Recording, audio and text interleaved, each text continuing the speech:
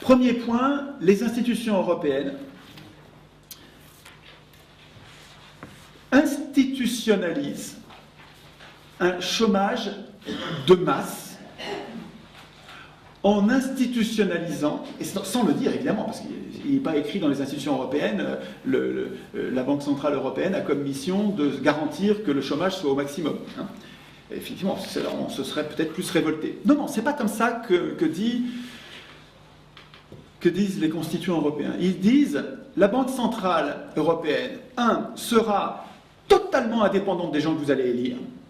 Vous pouvez voter à gauche, à l'extrême gauche, à droite, vous pouvez voter au centre, vous pouvez voter absolument ce que vous voulez. Ça ne changera rien. La Banque Centrale a le droit de ne même pas recevoir vos députés européens. Elle a le droit de les laisser en dehors. Je ne veux pas que vous veniez me voir. La Banque Centrale est totalement indépendante de ceux que vous avez élus. Et deux, elle a une mission unique qui est de lutter contre l'inflation. Une lutte exclusive, prioritaire et dingue contre l'inflation. C'est dingue aujourd'hui de se battre aujourd'hui contre l'inflation alors qu'on a un chômage de masse et qu'il n'y a pas d'inflation. C'est criminel. Ils le savent très bien. C'est idiot de mettre dans une constitution. C'est idiot de mettre dans une constitution. C'est plus qu'idiot. C'est antisocial de mettre dans une constitution, et même une constitution internationale, c'est même pas une constitution que vous pouvez changer en France, même si nous étions l'unanimité des Français à plus vouloir, il faudrait qu'on sorte de l'Union européenne pour sortir de ce piège-là. Parce que ça dépend plus de nous, ça dépend de 27 pays. 27 pays, je ne sais pas si vous voyez la difficulté de l'éducation populaire qu'il va falloir pour que les 400 millions d'Européens arrivent à comprendre que quand on lutte contre l'inflation, on le paye en chômage de masse. On sait que, empiriquement, quand vous luttez contre l'inflation, vous le payez en chômage. Et quand vous luttez contre le chômage, vous le payez en inflation.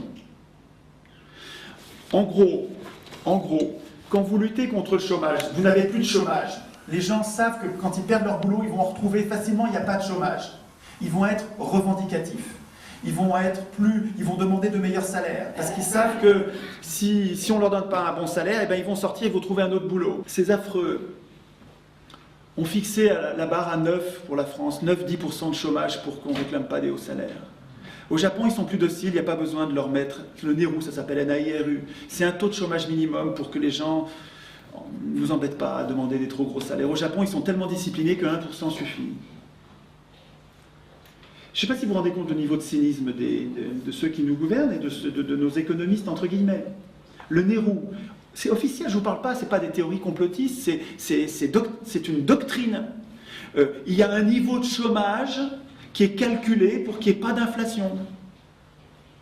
Ces gens-là ne cherchent pas à réduire le chômage, ils cherchent à réduire l'inflation. Ah ouais. D'ailleurs, ils l'institutionnalisent. Ils l'écrivent dans la Constitution. Ils écrivent la Banque centrale sera indépendante, donc vous pouvez voter ce que vous voulez. Ça ne changera plus rien à cette politique. Et sa mission, c'est uniquement de lutter contre l'inflation, ce qui va se payer en chômage. Je récapitule. Ce premier point, c'est les institutions européennes nous condamnent durablement, sciemment, volontairement, à un chômage de masse. Mais rien que ce point-là, ça suffit à dire, mais on se barre, on s'en va. Qui a écrit ce texte-là? Pour qui on a écrit ce texte-là?